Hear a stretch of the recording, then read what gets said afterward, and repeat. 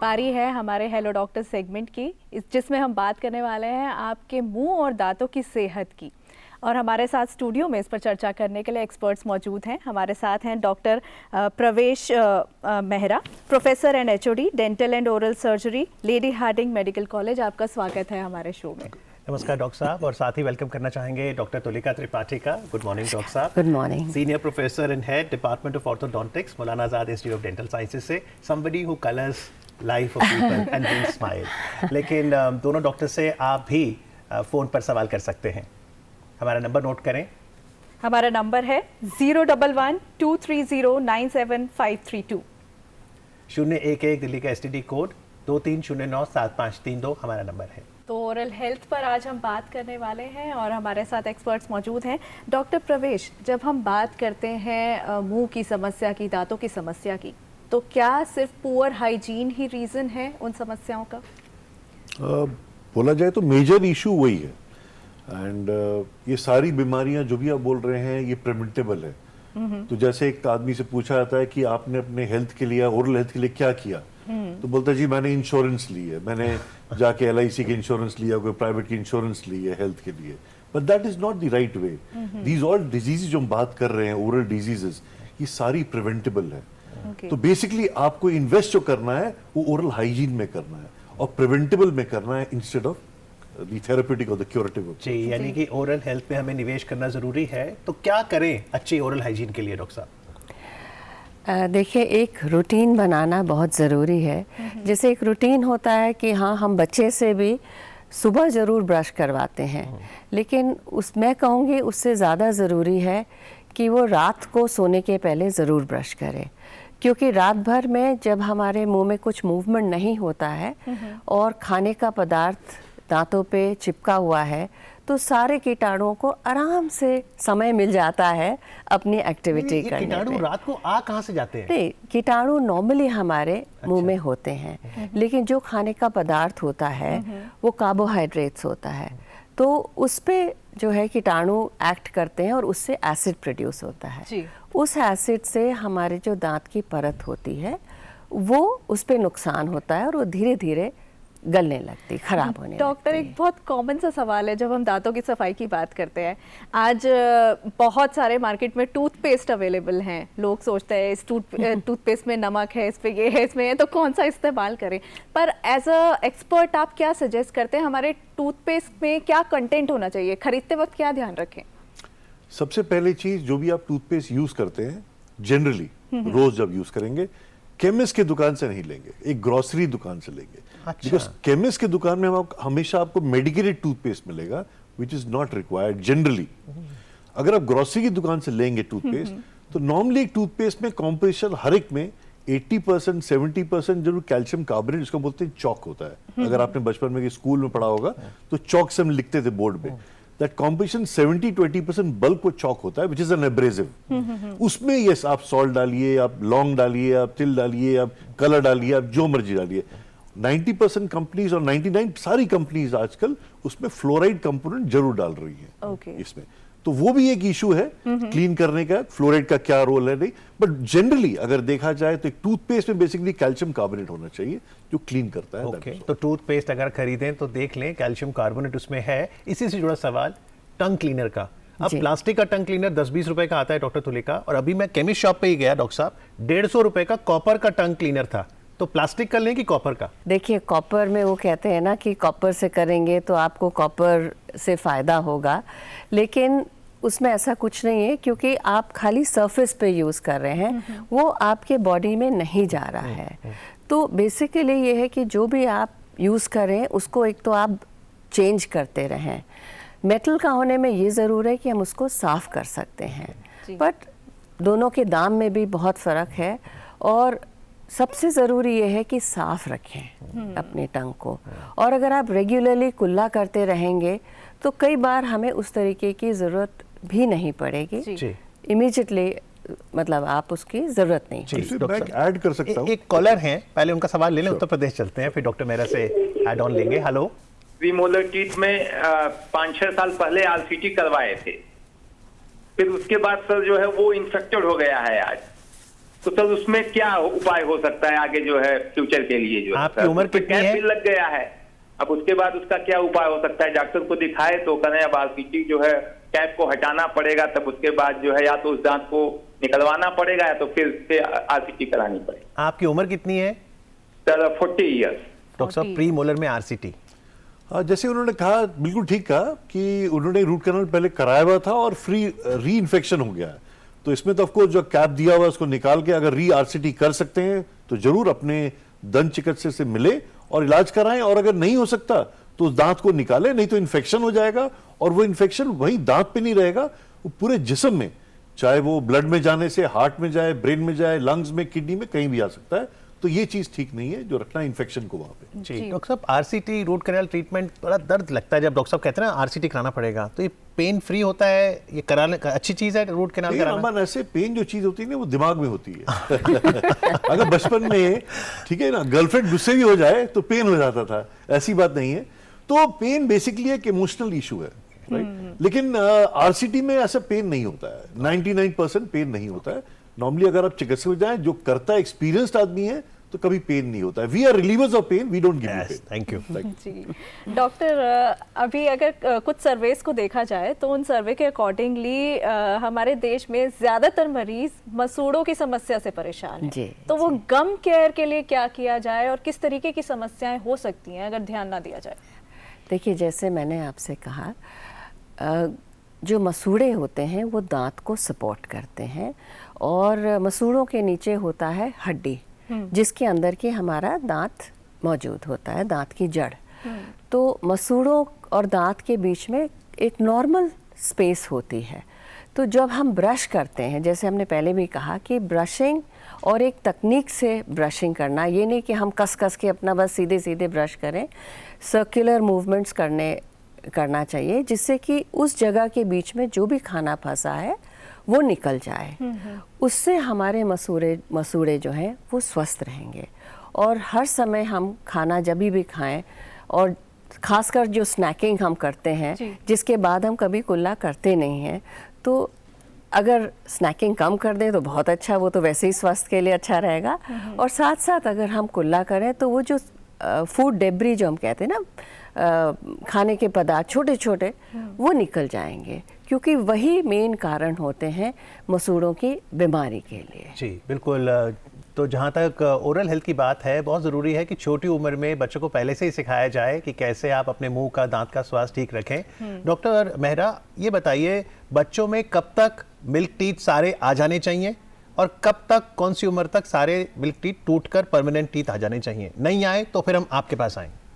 वैसे तो जैसे ही आपका पहला दांत आता है, अच्छा, जो एक नॉर्मल बचपन में करीब करीब 6 महीने के आसपास आना शुरू हो जाता है, तो आपको एक डेंटिस्ट से फॉलोअप जरूर कराना चाहिए। And every 6 months to 1 year के अंदर आपको दिखाना चाहिए, वेदर प्रिवेंटिव के लिए, वेदर प्रोमोटिव के लिए, वेदर क्यूरेटिव के लिए, ये जरूरी है।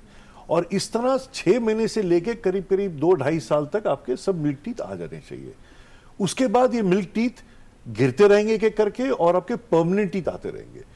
ये करीब करीब आप बताइए 14-15 साल में आपके सारे परमानेंट टीथ आ जाते हैं और सारे मिल्क टीथ गिर जाने चाहिए, अगर आइडली सिचुएशन है। बट यस, देखा जा रहा है कि आजकल बिकॉज हम लोग सब कुक्ड फूड खाते हैं, रॉ फूड ज्यादा लेते नहीं है, तो ये थोड़ा डिलेड होता है, +- 6 मंथ्स थोड़ा डिलेड भी होता है। मेरा मिल्क टूथ अभी तक था। कुछ ही साल पहले मैंने निकलवाया। खैर, एक कॉलर हमारे साथ जुड़ गए हैं दिल्ली से। जी हेलो। हेलो, अपना सवाल पूछिए सर। जी, मेरे दांतों में स्वेलिंग, मसूड़ों में स्वेलिंग रहती है और पूरे मसूड़ों में स्वेलिंग है, और नीचे वाले दांत जो है लूज हुए पड़े हैं, और साइडों में दांत लूज होकर अपने आप धीरे धीरे निकल जाते हैं सारे, एक एक करके काफी दांत निकल गए हैं। हाँ, आपकी उम्र कितनी है? 3 इयर्स। वैसे मेरे को एपिलेप्सी का भी ट्रीटमेंट चल रहा है जी, तो कहीं उससे पता नहीं, उससे तो नहीं है कहीं।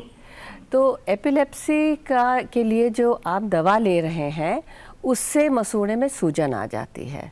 और फिर मैं यही कहूँगी कि क्योंकि ये दवा के कारण है और दवा तो आप रोक नहीं सकते हैं, तो मसूड़ों का ख्याल रखिए, साफ़ सफाई रखिए, और अपना बाकी ये देख लीजिए कि जैसे मैंने कहा कि मसूड़ों और दांत के बीच में जो स्पेस होती है उसमें कैल्कुलस जम जाता है। जो आप कह रहे हैं ना कि नीचे के दांत आपके ढीले हो गए हैं, तो ये कैल्कुलस एक पदार्थ होता है जो हार्ड होता है, तो उसको मत बनने दीजिए। उसके पहले ही ब्रशिंग करिए, और अगर आपके दांत ढीले हो रहे हैं तो जा करके अपने दांतों की सफाई करिए, जिससे कि ये सब कैल्कुलस रिमूव हो जाएगा और मसूड़े आपके दांत से वापस कुछ हद तक आपको प्रिवेंट करेंगे कि वो जगह को कम करेंगे और हड्डी थोड़ी बनी रहेगी, बरकरार रहेगी। जी डॉक्टर प्रवेश मेहरा, मुझे वो बात आपकी बहुत अच्छी लगी कि डेंटिस्ट पेन देते नहीं है, पेन दूर करते हैं, लेकिन जब ओरल हाइजीन की बात होती है लगता है पेन सिर्फ दांतों में होगा, लेकिन क्या फेशियल पेन के नॉन टूथ रीजन भी हो सकते हैं?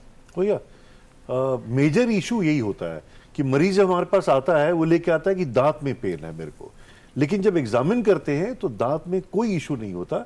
और ये काफी हद तक हमने देखा गया है कि 2-3 चीजें हैं, जैसे ट्राइजेमिनल न्यूरैल्जिया बोलते हैं बीमारी, जो हेड एंड नेक में होती है, सीवियर पेन होता है मरीज को, और वो सारे दांत निकाल चुका होता है, एक डेंटिस्ट पे जाके सारे दांत निकाल चुका होता है, बोल के कि इसमें दर्द है निकालते रहिए, और फिर भी उसको रिलीव नहीं होता।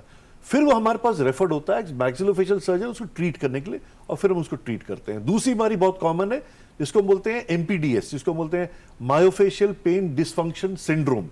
उससे भी हेड में पेन होता है, पूरे फेस में पेन होता है, और पेशेंट को पता नहीं चलता ये क्यों हो रहा है, और ये मांसपेशी की वजह से होता है, या ऑक्लूजन एडजस्टमेंट नहीं है ठीक, या TM जॉइंट नहीं है ठीक, जो जॉइंट होते हैं आपके बॉडी के, जो मुंह जिससे खुलता है बंद होता है, टेम्पोरोमैंडिबुलर जॉइंट बोलते हैं, तो इसकी वजह से पेन होता है। दीज आर कॉमन थिंग्स जिसकी वजह से pain head and neck area में रहता है, और पेशेंट एक क्रॉनिक हिसाब से घूमता रहता है अपने इलाज के लिए। जी इस समय संजय जी हैं फोन लाइन पर दिल्ली से।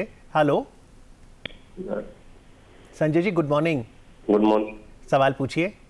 हाँ जी सर, वो ना एक मिसेज की मैंने RCT करवाई थी दांत की, तो वो ना ओपन ही है अभी तक। उसके बाद हमने जाना नहीं हमारा कैप वगैरह लगाने के लिए ना जी, तो उसमें कोई दिक्कत तो नहीं है, ओपन है अभी, कोई पेन वगैरह नहीं है डॉक्टर साहब? आपने RCT करवा के छोड़ दिया तो ये तो शायद सबसे बड़ी गलती करी है आपने, क्योंकि इन्फेक्शन इसका मतलब दांतों में है। जब हम RCT करते हैं तो अंदर जो भी कीटाणु होते हैं, जो भी इन्फेक्शन होता है, उसको निकाल के और उसकी जगह एक फिलिंग कर देते हैं, जैसे वो जो स्पेस है वो बंद हो जाए और आगे उसमें कोई कीटाणु और खाना ना फंसे। तो आप उसको रूट कैनाल ट्रीटमेंट अवश्य करवाइए, नहीं तो वो नीचे जो आपका बोन है, हड्डी है, उसमें इन्फेक्शन हो जाएगा और एब्सेस बन जाएगा। अभी आपको पेन नहीं हो रहा है, लेकिन ये एक सेप्टिक फोकस है जो आपके शरीर के लिए अच्छा नहीं है, स्वास्थ्य के लिए अच्छा नहीं है। इसको कैप लगवा लें इसके ऊपर? नहीं, उसके पहले रूट कैनाल ट्रीटमेंट कंप्लीट करवाएं।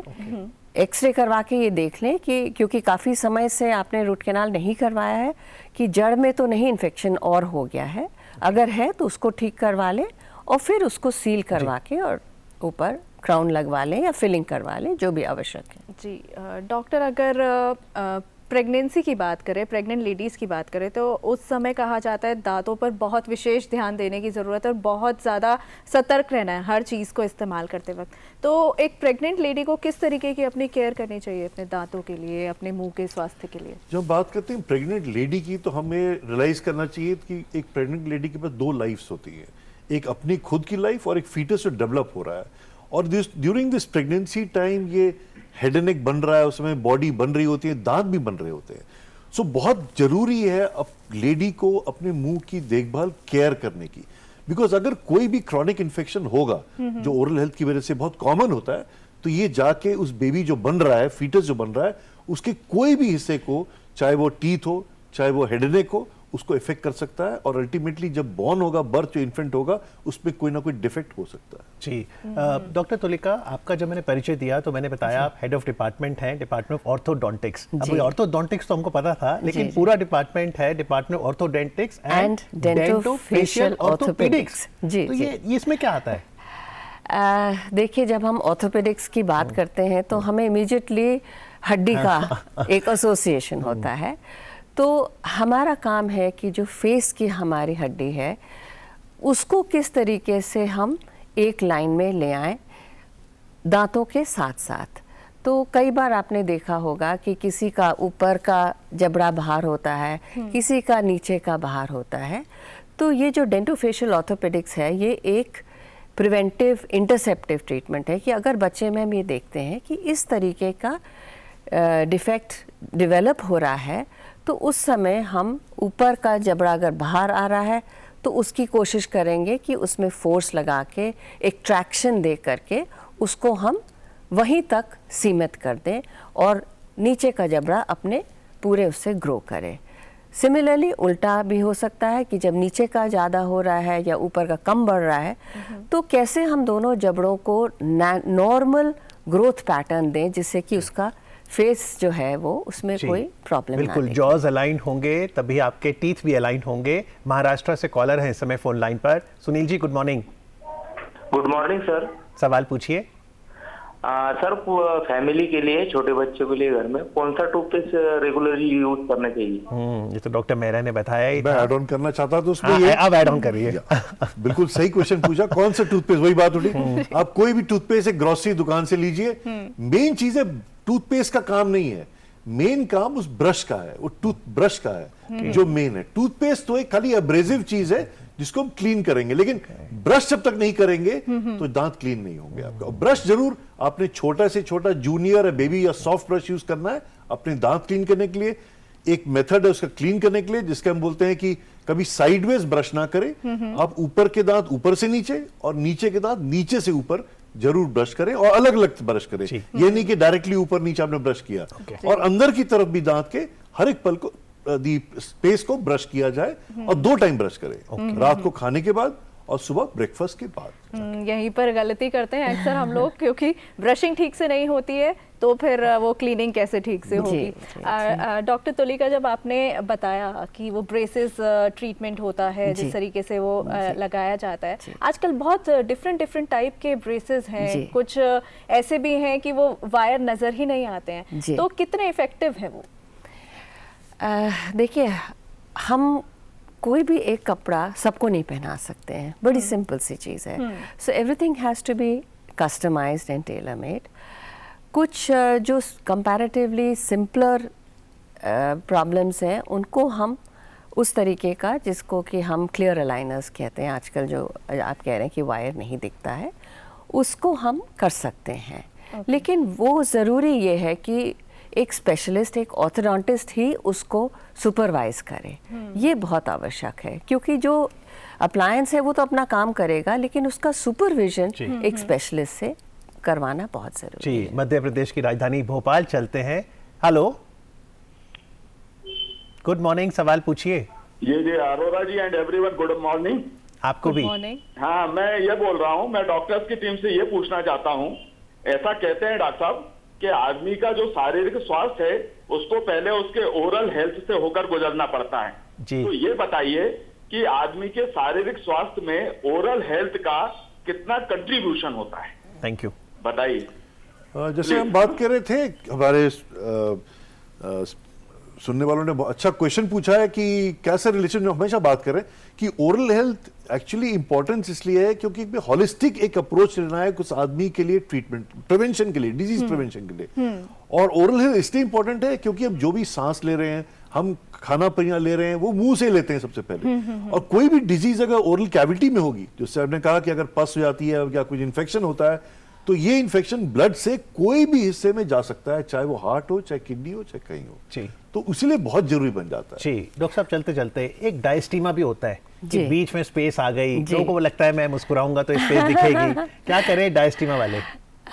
डायस्टीमा वाले मैं तो कहूँगी एक ऑर्थोडोंटिस्ट को दिखा दें, क्योंकि उसके कई कारण हो सकते हैं। कई बार ऊपर का जो एक सॉफ्ट टिश्यू होता है उसका ग्रोथ नीचे तक हो जाता है, तो वो दांत को सेपरेट करता है, या एक एक्स्ट्रा दांत होगा, तो कई कारण हो सकते हैं। तो पहले कोई भी ट्रीटमेंट करने के पहले हमें कारण का निवारण करना ज़रूरी है, उसके बाद ही हम उसका इलाज कर सकते हैं। लेकिन आज कार्यक्रम में आके कारण बताने के लिए, निवारण बताने के लिए, पेन दूर करने के लिए और चेहरे पे मुस्कुराहट लाने के लिए डॉक्टर तुलिका, डॉक्टर प्रवेश, आपका बहुत बहुत आभार। Thank you so much.